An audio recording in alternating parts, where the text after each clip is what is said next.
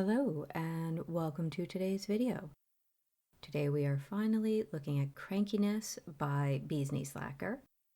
I actually wore this with All My Life I Have Been Selfish, but I separated them so that I could cheese my St. Patrick's Day polishes.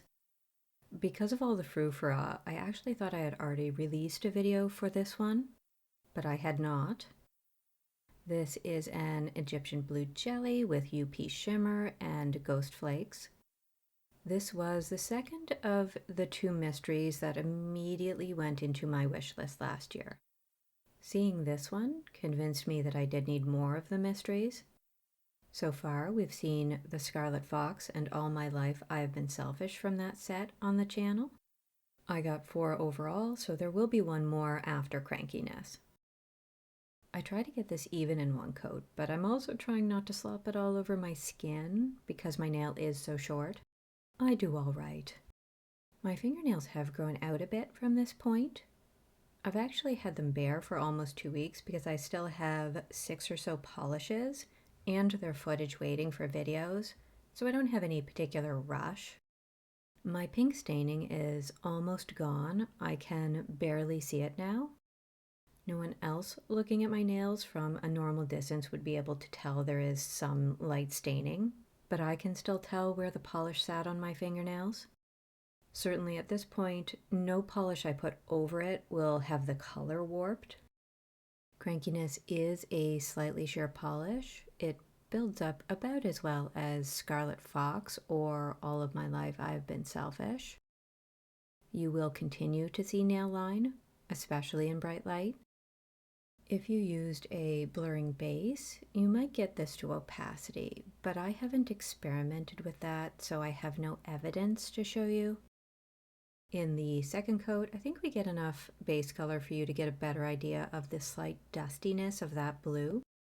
I also think you can more clearly see the color of the flakes and shimmer, which I didn't really discuss in the first coat. The flakes and shimmer are showing as mostly pink and orange here. I think if you were to paint more evenly than I did, you might want to stop at 2 for a more sheer look, but still with a good saturation of color. This polish did remind me of the cloth headpiece worn by the girl with a pearl earring by Vermeer. Even though the painting was created in the 1600s, she always struck me as having a more modern disposition. There's something about her simultaneously interested but bored expression. She's agreed to sit for a painting, but she's vaguely amused anyone is bothering, and also curious to see the result. She looks both earnest and slightly cynical to me. If you took a picture of your own niece today, she might give you that look. I think in the artificial lights during application, it does look more opaque than it really is. Once we get into the full hand shots, I think you'll get a better idea of what to expect. But we do get more opacity in the third coat. I would give this one a rating of 80 or 85% opaque. Another example of Egyptian blue is this ancient scarab. I'm looking at the darkest portion of the scarab. Scarabs are shockingly frequent motifs for ancient Egyptians. This one was meant to be sewn into the fabric of a mortuary cloth that would envelop a mummy. I suspect modern people would have trouble understanding why ancient Egyptians saw both godlike and humanistic properties in a dung beetle, but they were symbols of rebirth because of the association of the beetle to the rising sun each morning. This was the god Khepri. In the sun, we start seeing that unicorn pea shimmer as a peach color. As I move over to the left, it transitions to a marigold, a gold, and then into lime green. Because the flakes are the same pigment as the shimmer, just in a different size, they also move from peach to gold to lime. Hopefully you can see why I said this polish isn't particularly opaque. I think even if I had been more generous with my coats, I still wouldn't have gotten it completely opaque. I do think my application looks uneven on camera, but I wasn't noticing that in person. It just looked like a bit of a sheer medium to dark blue. This looks like the Mediterranean, but I didn't grab a picture of the sea, but I did come across a NASA visualizer for the water currents in the Mediterranean, and because it was just really cool, I've linked it in the description. In the sun and shade, we do start with the peach shimmer and flakes. As I raise my fingers, it changes over to more of that marigold and lime. It doesn't change much depending on whether it's in the lighter or darker portions of the room. This seems to be the same for all of the UP and Ghost Flake polishes.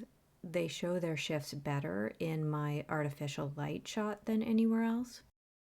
I did also remember that ancient colored glass often tended to be blue. I found an image of a couple of ancient Egyptian beads that made their way to Denmark, of all places, in the 1400s BC. This sort of long-distance travel of luxury goods was surprisingly common in the ancient world. I think modern people underestimate the incredibly long distances some goods traveled. This particular glass is blue because it has cobalt in it, and I suppose considering the tone of the objects, that's maybe not surprising. Roman glass is more of a bluish-green color. They used copper oxides in the manufacture of the glass to get them to that color.